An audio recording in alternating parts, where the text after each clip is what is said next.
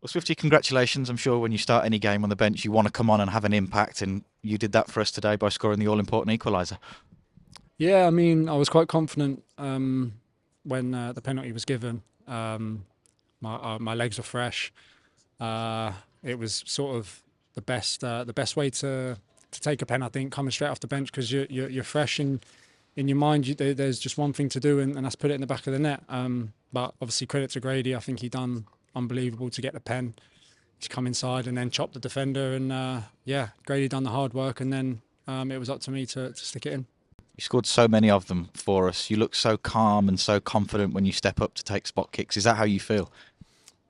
It might look like that on the outside, but it's always nervous. It's always nerve-wracking taking a pen. I think it's no matter how many you practice, it comes in games like this where if you put it in the back of the net, your confidence will only grow. So yeah, I'm taking it in my stride, like being on pens at the moment. There's a load of players at the moment that are good at pens, and if maybe the game comes when I'm not on to take one, and Moe, Brandon, Jed, whatever step up, then hopefully they can stick it in. But yeah, no, at the moment it's fallen to me, so I'm grateful. Millwall have been in good form recently. I know they lost that last game against Leeds, but here at home they've been especially strong. So is that a positive point to take home today? Yeah, I think it is. Yeah, I think it's obviously the performance overall. We'll obviously be looking at and analysing and trying to get better. Um, but it's always a tough place to come. The way they play, the way the fans are, it's always going to be a bit of a scrappy game. Um, but I think for us, we'll take the point, and hopefully against Watford on Monday, we can make it a good weekend and take 4 points from six, and then I think after Watford, hopefully this point will be very important.